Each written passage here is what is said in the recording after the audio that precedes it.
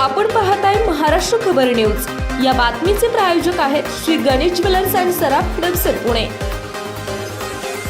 नमस्कार, मी सुद्धा महाराष्ट्र खबर न्यूज मध्ये आपल्या सगळ्यांचं स्वागत। वाघोली येथील आव्हाळवाडी फाट्यावर मध्यरात्री लागलेल्या आगीत दुकानात झोपलेल्या तरुण कामगाराचा श्वास गुदमरून मृत्यू झाल्याची दुर्दैवी घटना गुरुवारी पहाटे 2च्या सुमारास घडली आहे। या घटनेमुळे परिसरात हळहळ व्यक्त होत आहे। एकनाथ दिलीप राठोड वय 24 सध्या राहणार वाघोली मुळगाव नांदेड असे मृत कामगाराचं नाव आहे। संबंधित दुकानात साइन बोर्ड आणि रेडियम बोर्ड तयार करण्याचे काम चालले होते। एकनाथ राठोड हा दुकानातच झोपलेला असताना मध्यरात्री अचानक आग लागली। काही वेळातच दुकानात मोठ्या प्रमाणात धूर साचला। धुरामुळे त्याचा श्वास गुदमरून मृत्यू झालाय। आग लागल्याचे लक्षात येताच दुकान मालक आणि परिसरातील नागरिक तातडीने घटनास्थळी जमा झाले।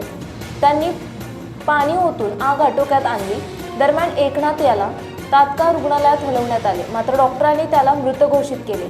प्राथमिक तपासात शॉर्ट सर्किट आग लागल्याचा अंदाज व्यक्त करण्यात येत आहे। या आगीमध्ये दुकानातील काही साहित्य आणि यंत्रसामग्री जळून खाक झाली आहे। आपण पाहताय महाराष्ट्र खबर न्यूज। या बातमीचे प्रायोजक आहेत Shri Ganesh jewellers and Saraf Hadapsar Pune.